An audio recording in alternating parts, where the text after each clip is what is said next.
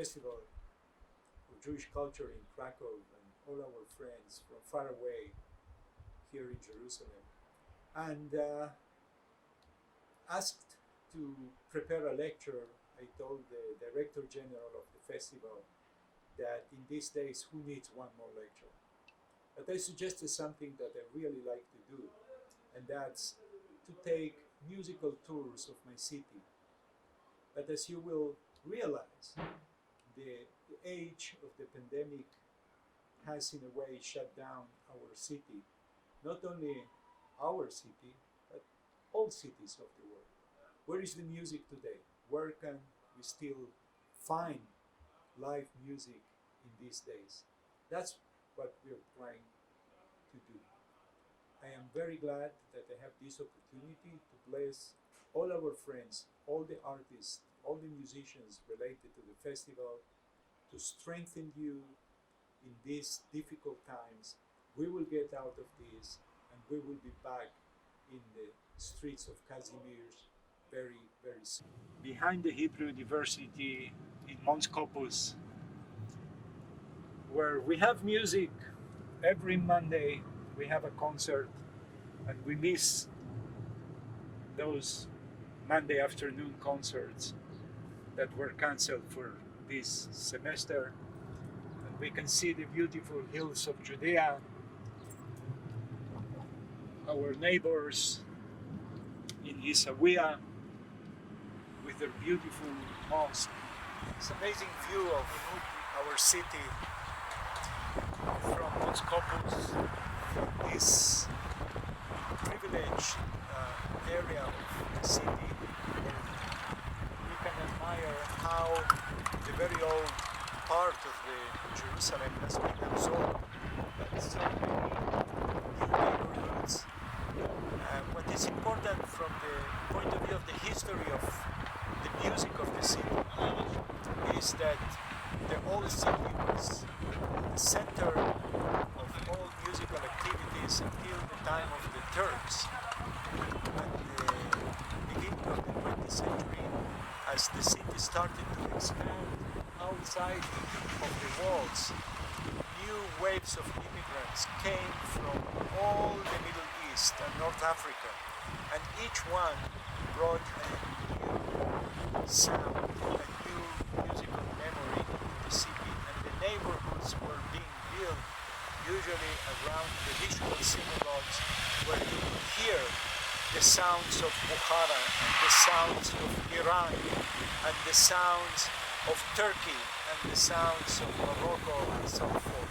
There is one sound of the city of Jerusalem that never stops. No pandemic can stop the sounds of the muezzin, the call for prayers that comes out of the beautiful mosques of all the villages around Jerusalem, and of course from the main mosque, Sharif, in the old city. And at least the sound of the muezzin that returns 5 times a day, even as early as 3:45 in the morning, that's our wake-up call here in the city, brings us a sense of normality, that there is something that continues in spite of all our suffering from the pandemic. I hope we are lucky.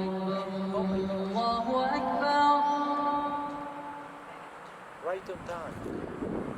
Let's listen. How lucky we are.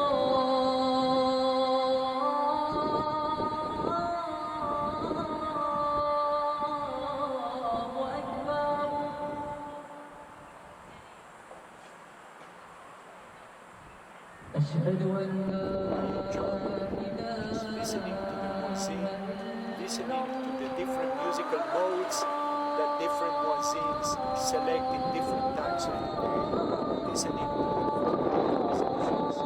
It's a real art, and definitely it deserves a place in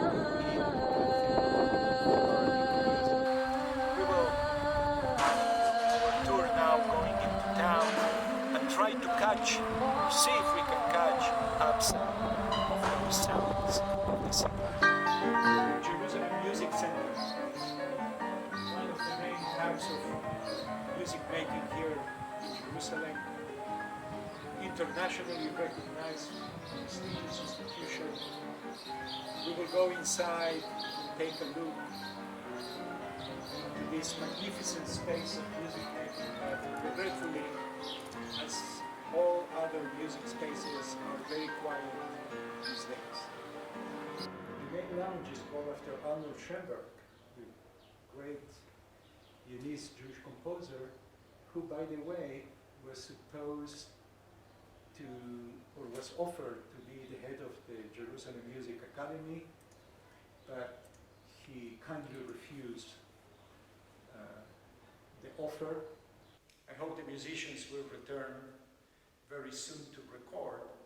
Some of them have already been playing here and broadcasting the music from this studio into the homes of the Israeli citizens.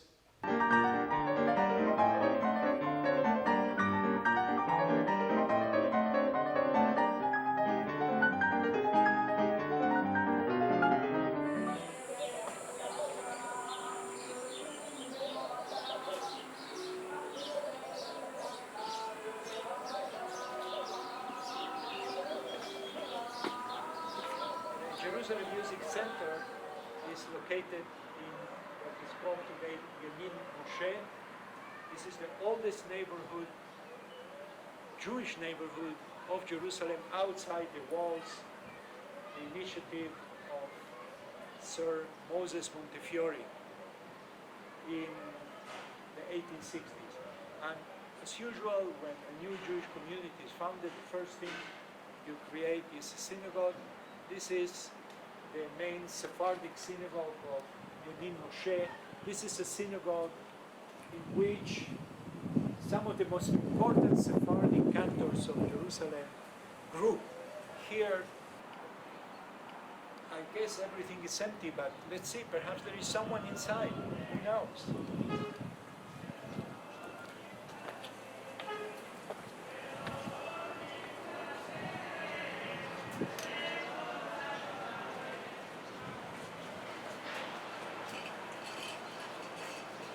It's amazing. There is a bar mitzvah.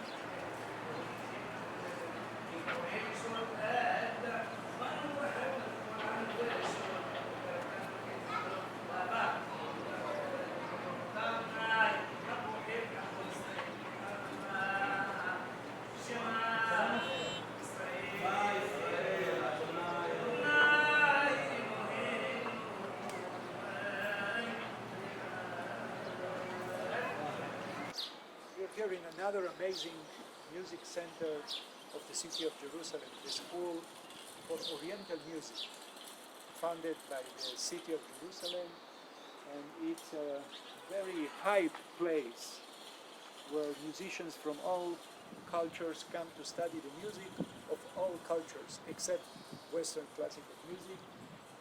Many of my students teach here and I'm very proud of that. So let's take a look. The place sounds very empty, regretfully, but at least we can take a look. Come in. We are in Musrara, one of the oldest Arab neighborhoods outside the wall, much like Mishkenot Shamanim, beautiful old Arab houses.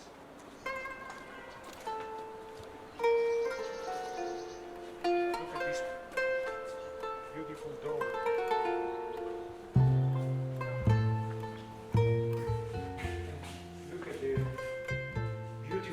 You don't see that anymore.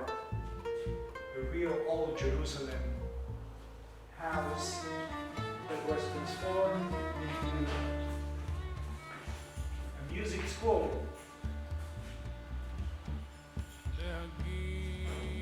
Here we have the place where the musicians storage their instruments.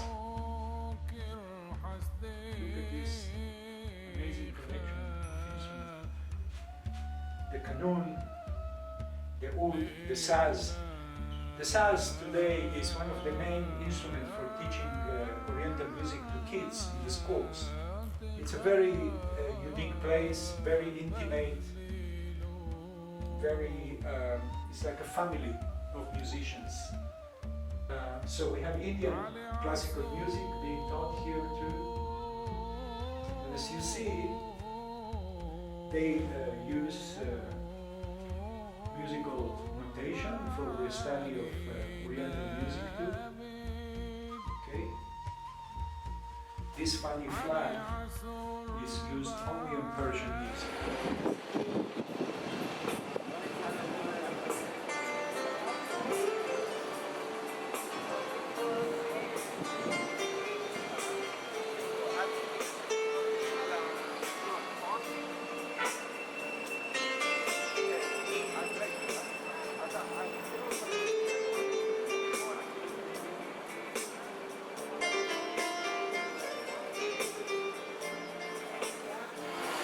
One of Jerusalem's old street musicians, holding on no matter what the situation is. And he has this amazing groove, and it's so great to hear blues at the entrance of our favorite place in the city, the Machane Yehuda market, where we're going to visit.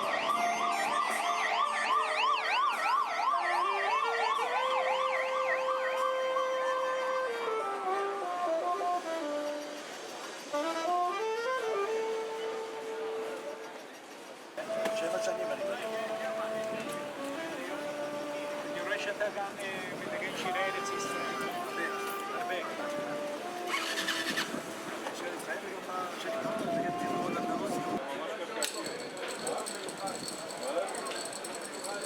שיר המעלות, the psalms, which means the songs of ascent. ידבקך השם בציון, עוד ימינו.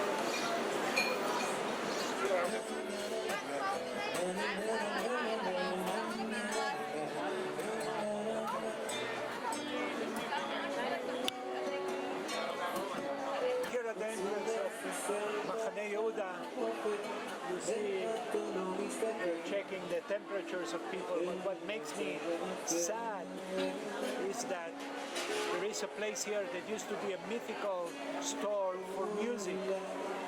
First with cassettes and then with CDs. All disappeared before the pandemic. No more music stores. Now all what we have in the same place is a store of cosmetics. But thanks God, there are still some live musicians that show up here right in front of the store, and we can hear some live music in front of us.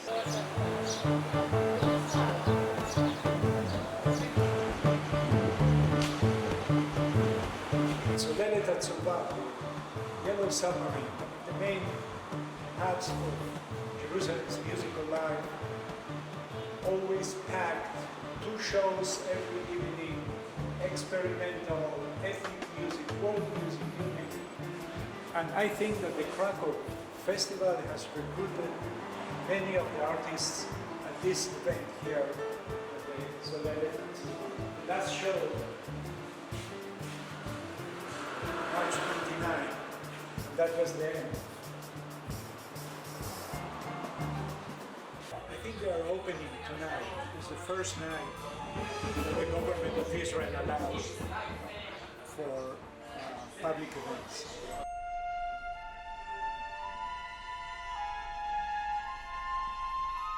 This amazing, beautiful setting, the Gay Hinnom Valley. On one side we have the old city, on the other side we have the new city. This is actually a very democratic, I would say, and basic facility that was created for non-professional musicians. This place has done a lot of good to the musical life in Jerusalem for those who are dispossessed.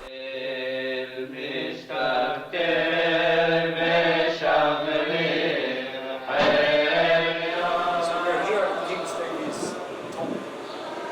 this what is assumed to be King David's tomb, according to some medieval traditions. Let's wish he's here. Behind the tomb there is a little synagogue, a synagogue called Har Zion, which we are going to see right now. And this synagogue is one of the most musical ones in Jerusalem. It has a long tradition of singing according to Arabic music, particularly the tradition called as bakashot.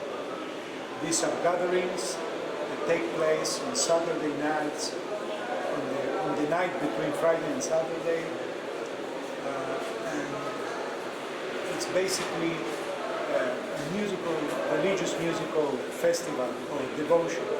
And in this place that we see right now, that is the opening of King David's tomb, used to be the hall where every Thursday night all the musicians from Jerusalem used to get together in order to practice what they were going to sing on the night of the Sabbath.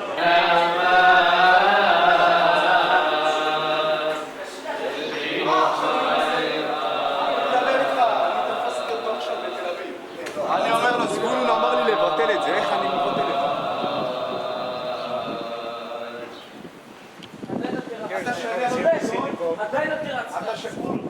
Established during the War of Independence, 1948, 1967, as the city was reconquered by Israel, the synagogue became a musical center of the city, a religious musical center.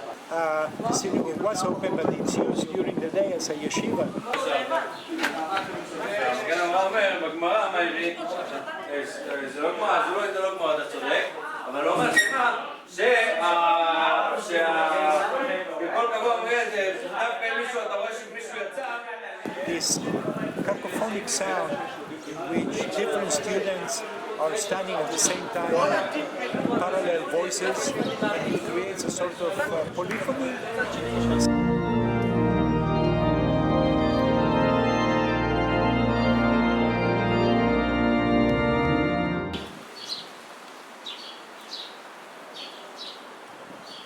So the Dormition Abbey also in Har Zion, in Mount Zion, one of the most beautiful Catholic churches in Jerusalem, relatively modern, was dedicated at the beginning of the 20th century, and it's one of the most musical churches.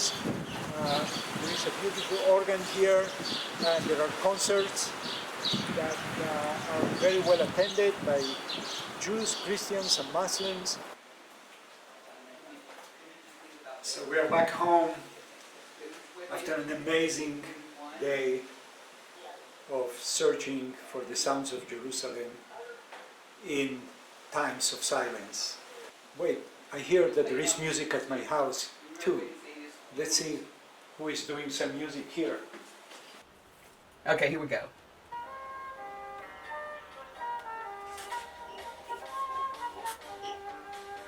Moshe קיבל תורה מסיני ומסרה לישועה וישוע לזקנים וזקנים לימדים. You know that song that Safta taught you? Oh yeah. Yeah.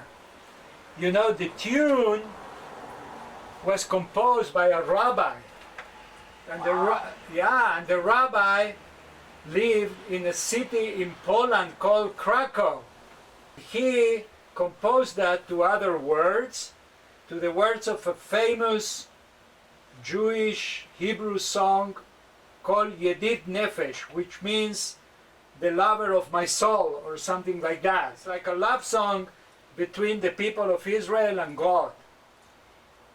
Hey. Yeah, so Safta adapted to the words of Pirkei Avot. And then she is teaching throughout the United States to sing Pirkei Avot with a song. So I will sing you the song with the words from Yedid Nefesh. And this was written by Rabbi Elimelech Horowitz, the Meltzer Rebbe, who was Rebbe in Krakow until the Holocaust. Elechem dalibi, Hosanna ve'anati dalem. Elechem dalibi, Hosanna ve'anati dalem. Elechem dalibi, Hosanna ve'anati dalem. And with this, I think we can finish our musical tour of Jerusalem. I wish all our friends in Krakow and all our friends around the globe, be strong, we will survive, and music is going to be back to the streets of Jerusalem. Thank you. Shalom. Say shalom.